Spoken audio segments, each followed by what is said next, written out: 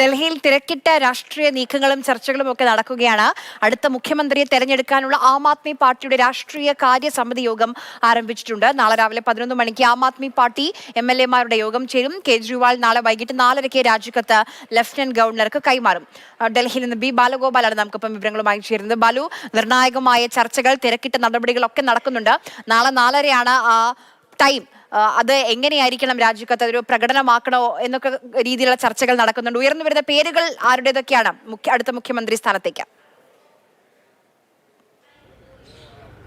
ആര്യ, ആം ആദ്മി പാർട്ടിയുടെ അടുത്ത ഡൽഹി മുഖ്യമന്ത്രി ആരായിരിക്കും എന്നതിനെ സംബന്ധിച്ചുള്ള ചർച്ചകൾ ഇപ്പോൾ നടക്കുകയാണ്. എനിക്ക് പിന്നിൽ കാണുന്ന ഈ ഡൽഹി മുഖ്യമന്ത്രിയുടെ ഔദ്യോഗിക വസതിയായ സിവിൽ ലൈൻസിലെ ഔദ്യോഗിക വസതിയിൽ ഇപ്പോൾ ആം ആദ്മി പാർട്ടിയുടെ രാഷ്ട്രീയകാര്യ സമിതി യോഗം ചേരുകയാണ്. ഈ യോഗത്തിലായിരിക്കും അടുത്ത മുഖ്യമന്ത്രി ആരായിരിക്കും എന്നതിനെ സംബന്ധിച്ചുള്ള ഒരു തീരുമാനമുണ്ടാകുക. അരവിന്ദ് കെജ്രിവാൾ മന്ത്രിസഭയിലെ 2-3 പേരുടെ പേരുകൾ മുഖ്യമന്ത്രി പദവിയിലേക്ക് ഈ പാർട്ടി പരിഗണിക്കുന്നുവെന്നാണ് ലഭിക്കുന്ന വിവരം.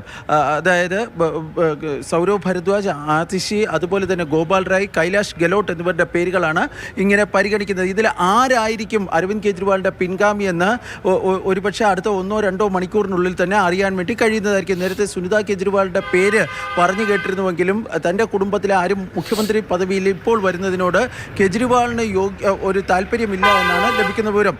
നാളെ രാവിലെ 11:30 ആം ആദ്മി പാർട്ടി MLA-മാരുടെ യോഗം, നിയമസഭാ കക്ഷി യോഗം ചേരുവാനും തീരുമാനിച്ചിട്ടുണ്ട്. ഇവിടെ ഈ സിവിൽ ലൈൻസിലെ കെജ്രിവാളിൻ്റെ ഔദ്യോഗിക വസതിയിലാണ് ഈ യോഗം ചേരുന്നത്. ആ യോഗത്തിൽ വെച്ച് ഈ ഔപചാരികമായി തങ്ങളുടെ പുതിയ നേതാവിനെ MLA-മാർ തിരഞ്ഞെടുക്കുന്നതായിരിക്കും. തുടർന്ന് വൈകിട്ട് 4:30 ലഫ്റ്റനന്റ് ഗവർണർ VK സക്സേനയ്ക്ക് ഈ രാജിക്കത്ത് ഈ അരവിന്ദ് കെജ്രിവാൾ കൈമാറുന്നതായിരിക്കും.